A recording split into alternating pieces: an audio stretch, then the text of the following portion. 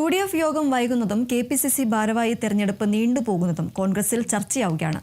ഭരണം കിട്ടിയതിനു ശേഷം സംഘടനാ പ്രവർത്തനം മന്ദഗതിയിലാണെന്നും ഒരു വിഭാഗം കോൺഗ്രസ് നേതാക്കൾ ആരോപിക്കുന്നു.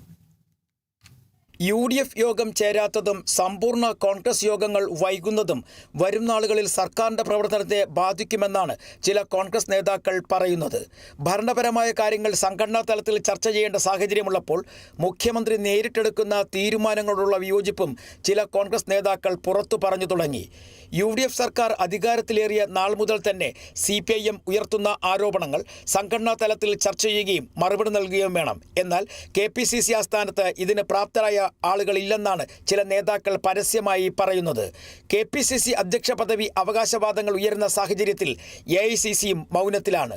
വിഴിഞ്ഞം തുറമുഖ വിവാദം ഉൾപ്പെടെ രാഷ്ട്രീയപരമായി ചർച്ച ചെയ്ത് മുന്നോട്ട് പോകണമെങ്കിലും കോർപ്പറേഷൻ പദവികൾ വീതം വെക്കണമെങ്കിലും UDF യോഗം ചേരണം.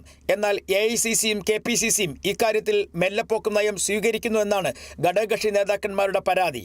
മന്ത്രിമാരുടെ പേഴ്സണൽ സ്റ്റാഫുകളെ നിയമിച്ച കാര്യത്തിലും ഒരു വിഭാഗം കോൺഗ്രസ് നേതാക്കൾക്ക് അസംതൃപ്തിയുണ്ട്. KPCC അധ്യക്ഷൻ സണ്ണി ജോസഫ് ആകട്ടെ വൈദ്യുതി വകുപ്പിന്റെ ചുമതലയുള്ള മന്ത്രിപദം ഏറ്റെടുത്തതോടെ സംഘടനാ പ്രവർത്തനം മന്ദഗതിയിലായിട്ടുണ്ട്. കോൺഗ്രസ് രാഷ്ട്രീയകാര്യ സമിതി ഉടൻ വിളിച്ചു ചേർത്ത് KPCC അധ്യക്ഷനെ തിരഞ്ഞെടുക്കണമെന്നാണ് കൊടിക്കുന്നിൽ സുരേഷ് MP ഉൾപ്പെടെയുള്ളവരുടെ ആവശ്യം. ഇക്കാര്യം AICCയും അറിയിച്ചിട്ടുണ്ട്. KPCC പുനഃസംഘടന നിയമസഭാ സമ്മേളനത്തിന് ശേഷം നടത്താനായിരുന്നു കോൺഗ്രസ് നീക്കം. എന്നാൽ AICC ഈ വിഷയത്തിൽ ഇതുവരെ ചർച്ചയ്ക്ക് തയ്യാറായിട്ടില്ല. സത്യപ്രതിജ്ഞാ ചടങ്ങുകൾക്ക് ശേഷം മല്ലികാർജ്ജുൻ ഖാർഗെ ഉൾപ്പെടെയുള്ള നേതാക്കൾ കേരളത്തിന്റെ കാര്യങ്ങളിൽ ചർച്ച ചെയ്യുന്നില്ല. മുഖ്യമന്ത്രിയാകട്ടെ ഭരണപരമായ കാര്യങ്ങളുമായി ബന്ധപ്പെട്ടുള്ള ചർച്ചകളുടെ തിരക്കിലുമാണ്. സംഘടനാപരമായ കാര്യങ്ങളിൽ ചർച്ച വൈകുന്നതിൽ യൂത്ത് കോൺഗ്രസും അതൃപ്തി അറിയിച്ചു കഴിഞ്ഞു. KPCC പുനഃസംഘടനയ്ക്കൊപ്പം ജില്ലാ കോൺഗ്രസ് കമ്മിറ്റിയിലും മാറ്റം വേണമെന്ന ആവശ്യവും ഉയർന്നിട്ടുണ്ട്.